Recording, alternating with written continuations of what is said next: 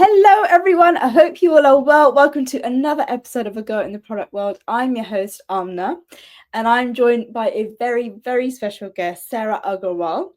And Sarah is the head of digital strategy at Virgin Media O2, where she came through as a finance grad and eventually found her way into the fun side of the business.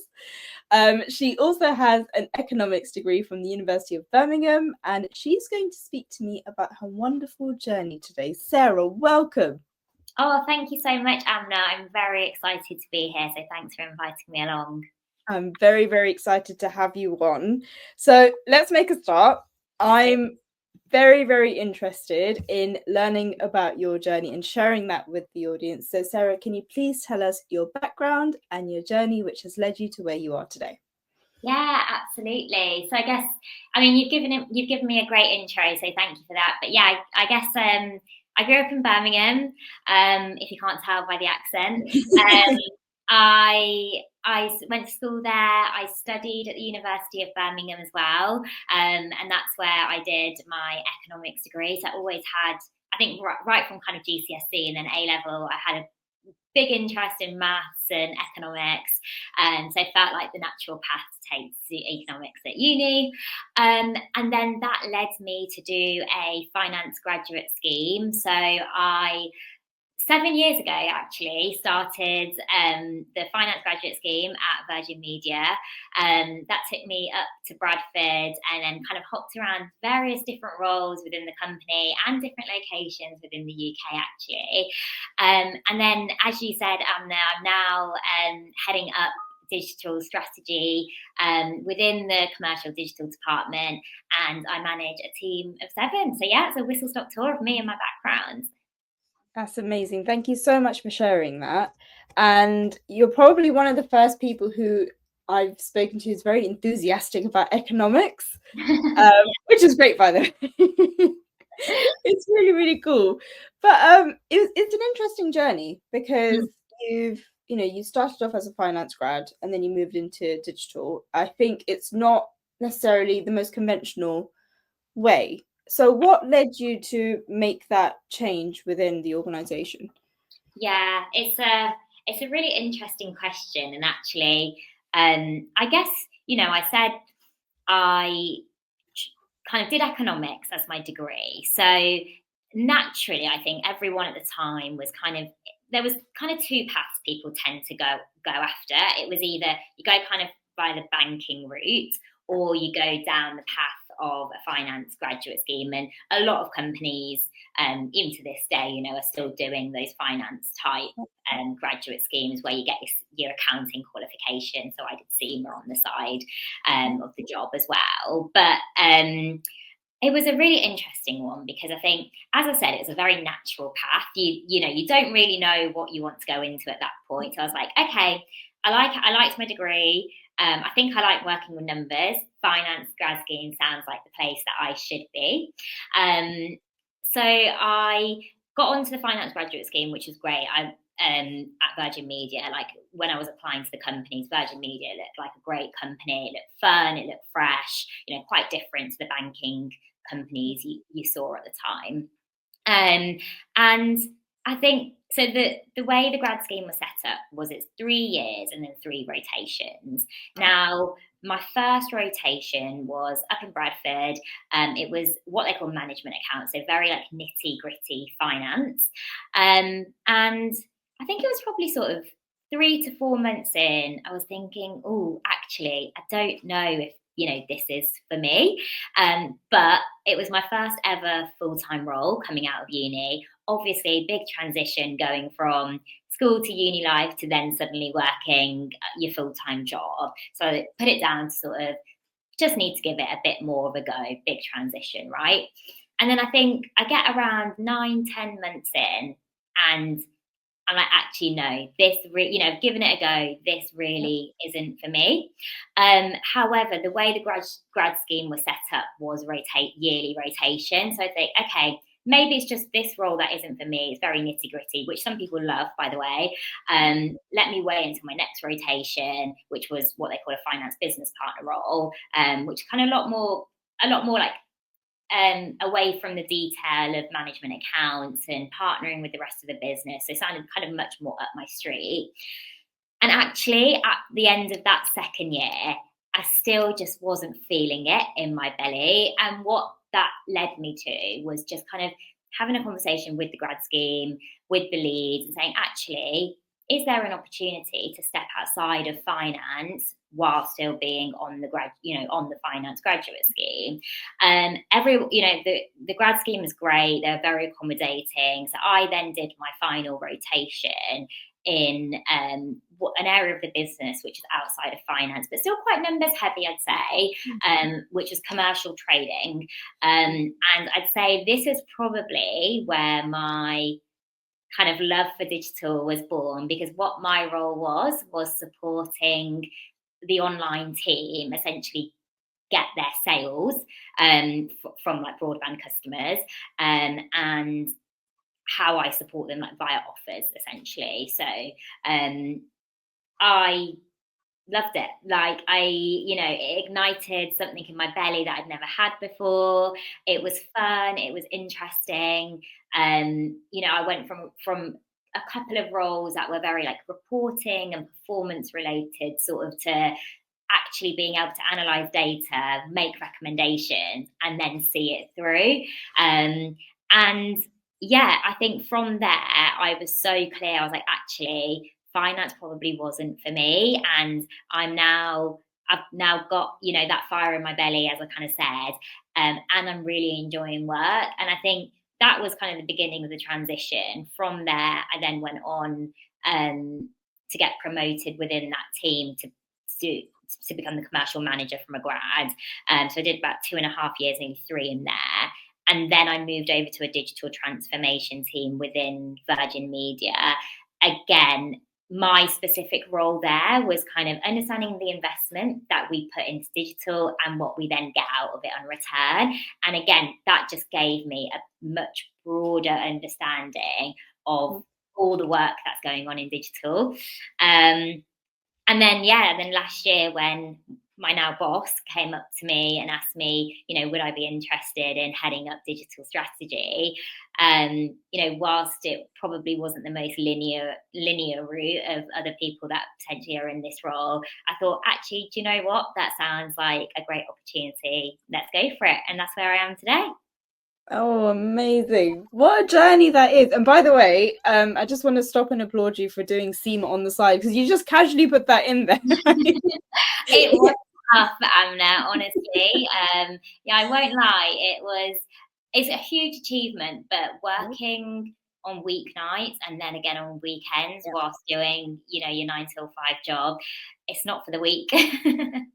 No, it certainly isn't. But that is an amazing journey. And I just love how throughout all of it, you followed your gut. You were very in tune with, how is this role actually going? How's it making me? You stuck it out, and I have to applaud you for that.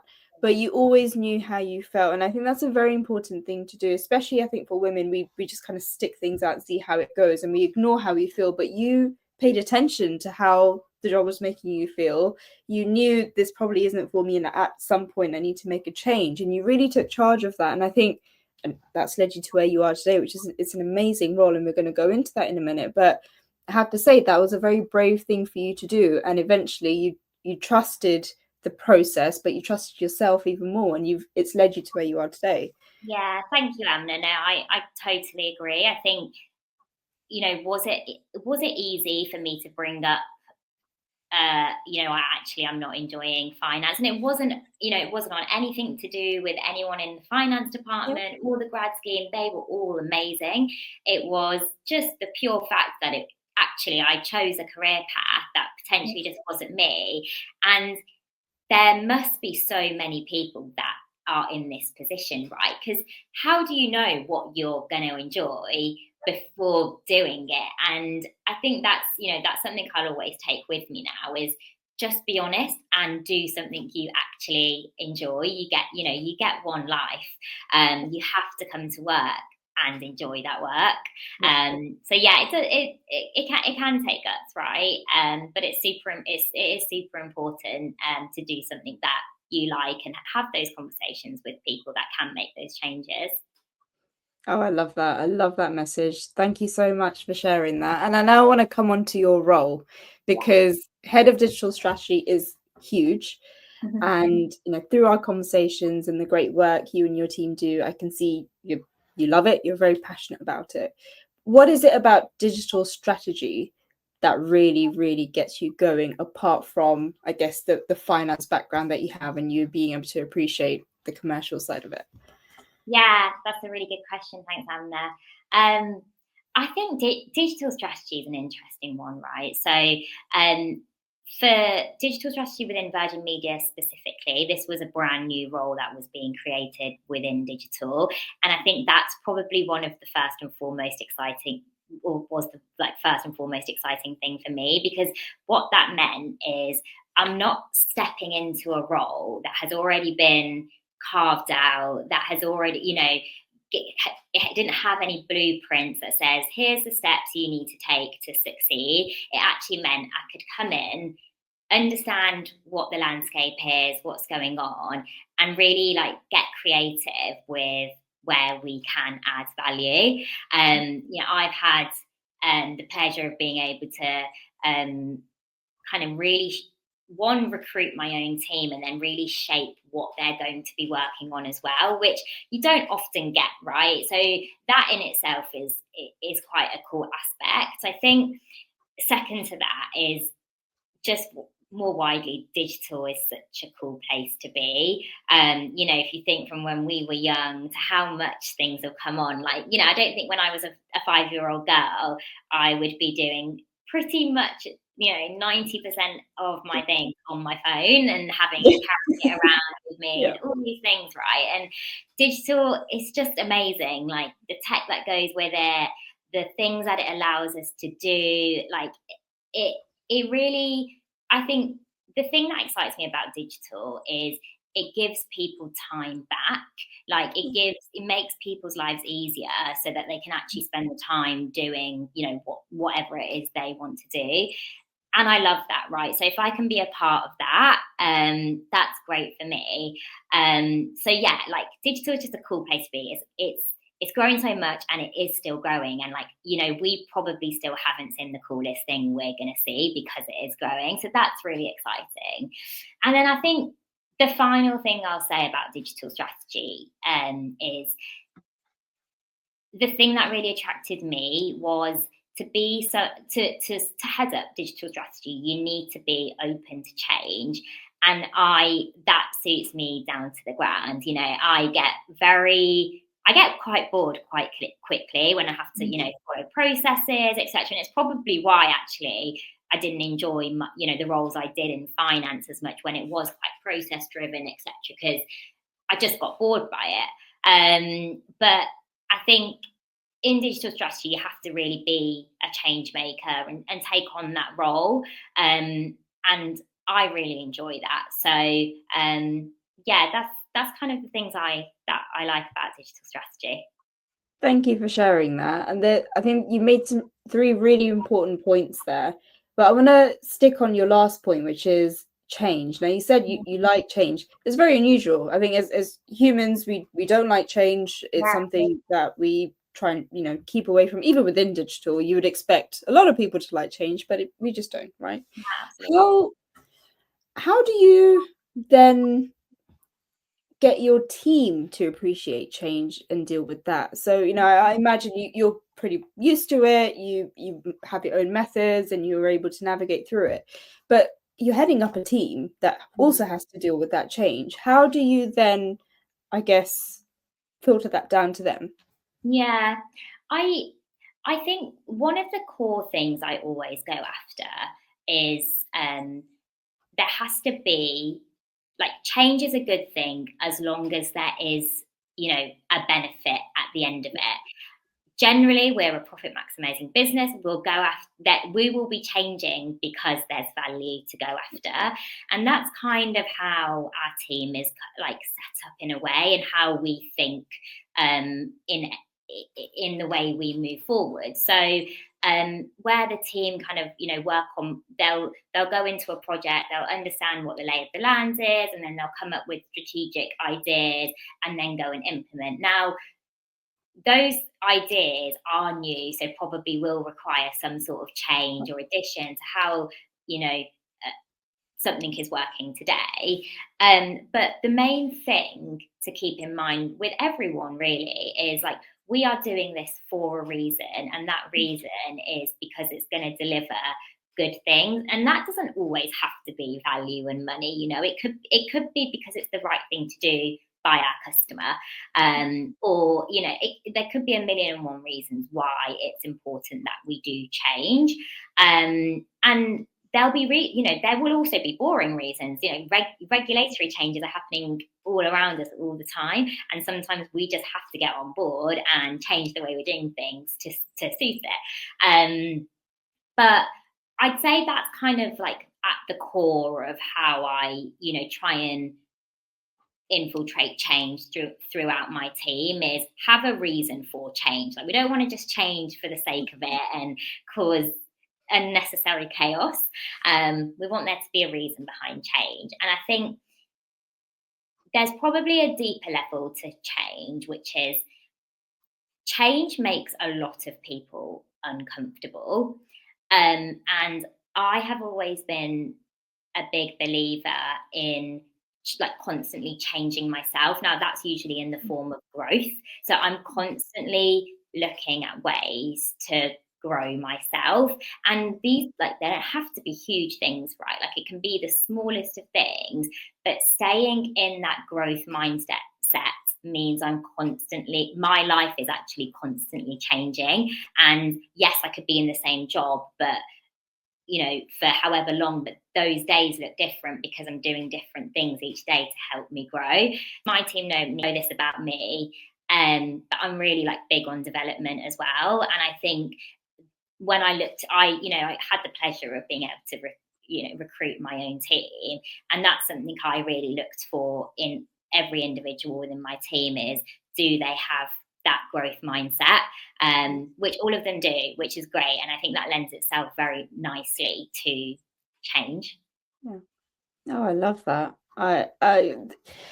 You really are very bold. It's so nice to see, and you do it in a way that I think people feel comfortable around you to go through that change, and that must be very, obviously that's very important when you have a leader like that. But I can imagine it's a nice environment to be able to change like that.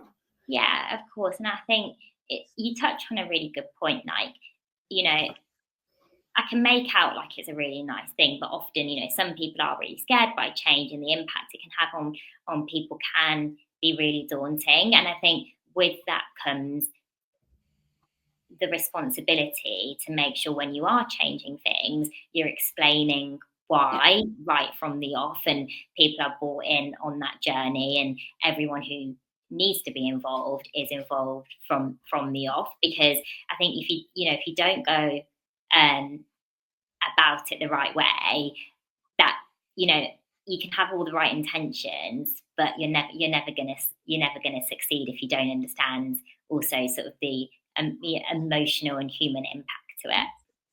Yeah, that's brilliant, and clearly you're a conscious leader, which is why you are considering these things and you're saying these things, which is exactly what we need. And just sticking with that theme, you are a female in senior leadership position. We know what the landscape's like. We know there's a lot more work to do.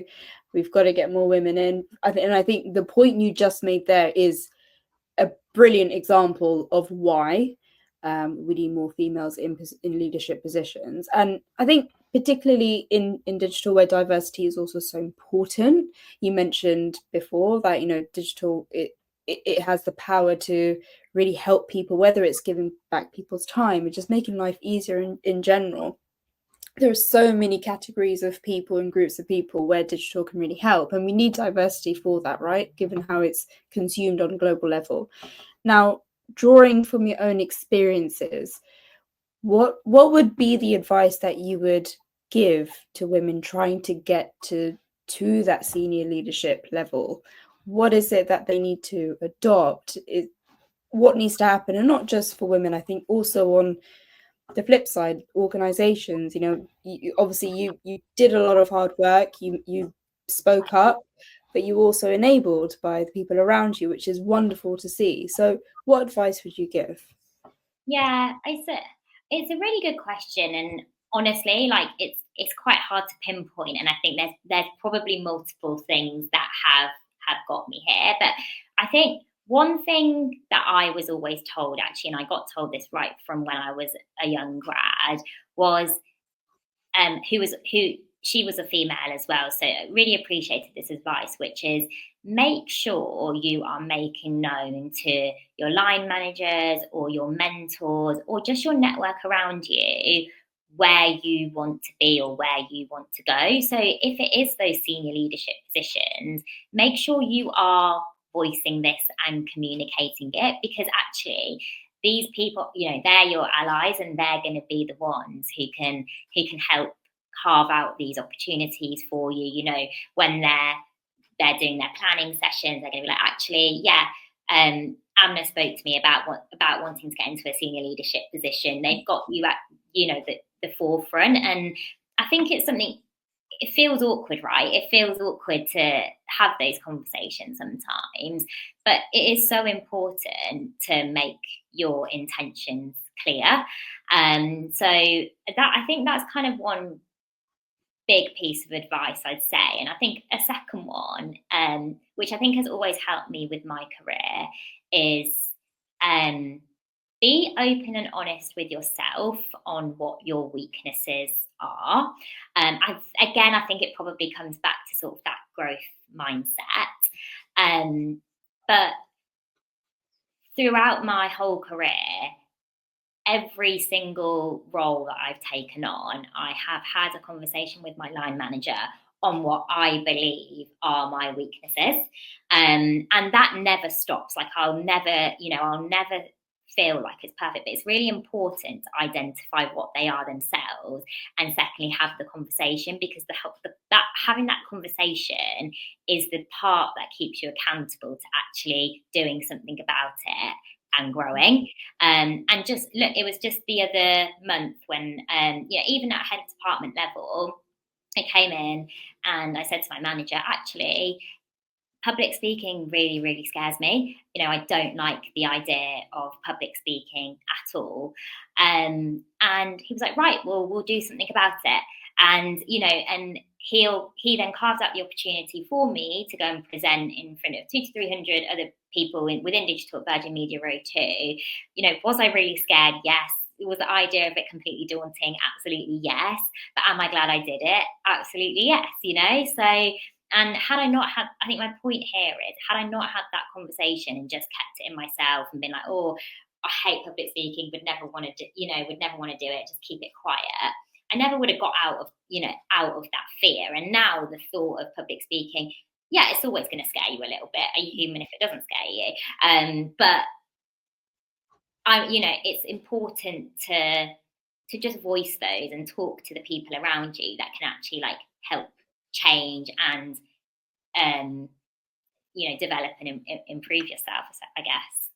Yeah, I love that. And it's brilliant. You're absolutely right. There's no way of pinpointing exactly what you need to do, but I think with being honest with yourself and also being honest with people around you, because I think generally as women we do just hesitate, and and not just women, I think in general we expect our line managers to be telepathic and know what we want, and that is absolutely not the case, and we do have to voice it. And I think it's so important that we take that first step. Like being proactive is almost the only way to go, right? And you've shown by being proactive you were able to tackle things, you had opportunities carved out for you, and you were able to really tackle them. And that's really inspirational, I think. I think especially when you have, you've come through in the way that you have through grad schemes.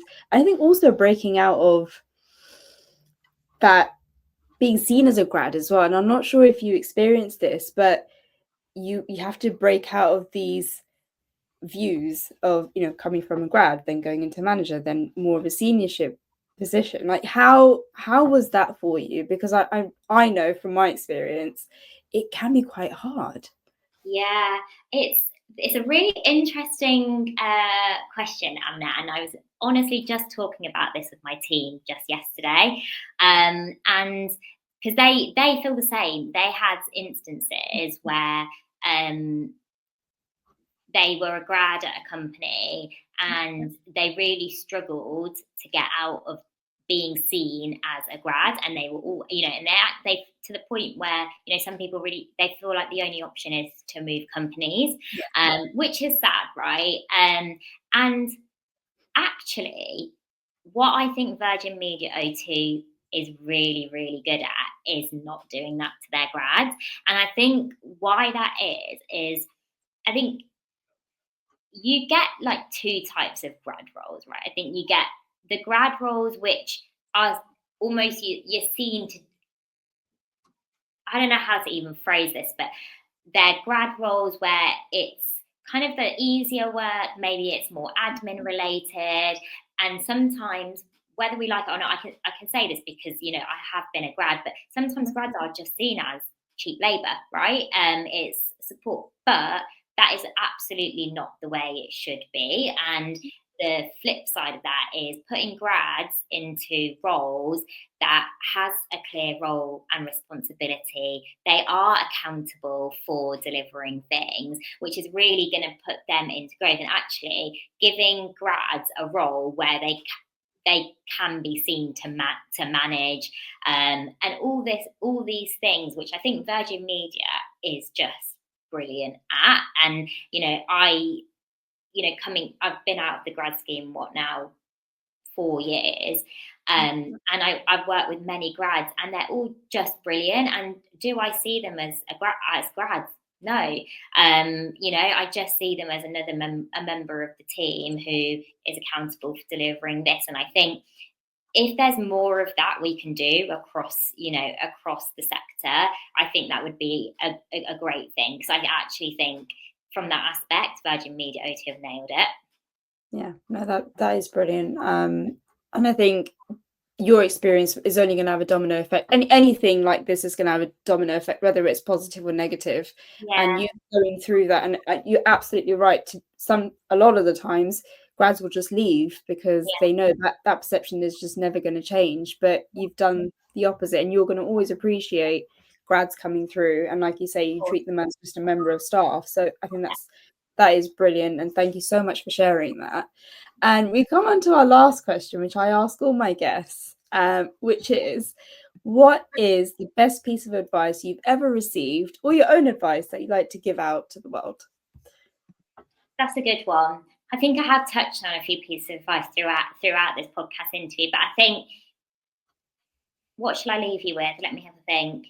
I think another piece of advice that I got told was, take the opportunity and then figure out how to do it. And I love that, right? Because I think, again, as women, we do tend to doubt ourselves a lot. I'm guilty of it. I'll look through, I've previously looked through job descriptions, and whilst I can do 80% of it, the 20% that I can't do, I'm like, well, I wouldn't be a good applicant for that, so I'm not going to apply. But how much of being in a job is actually learning on the job as well. So I think I'm a big believer in taking the opportunities that come to you and then just figuring the rest out. And if I'm honest, you shouldn't be applying for roles where you feel like you can do it right, right from reading the job description, because then, where's your development? Where's your growth? So yeah, I would say if you are scared of taking on opportunity, or an opportunity has come your way and you're in two minds about whether you should take it or whether you'll be good, just try it and do it. And I'm sure everything will, pan out. Yes, it's a little bit scary, but you'll get there. So yeah, I'd say that's my biggest advice, and the advice that I've also received previously. What a way to end a wonderful conversation. Sarah, thank you so much for being so open and honest, and all the golden nuggets that you've given throughout this interview. I wish you all the best, and I can't wait to see what you do next. Thank you so much, Amna. I've loved it.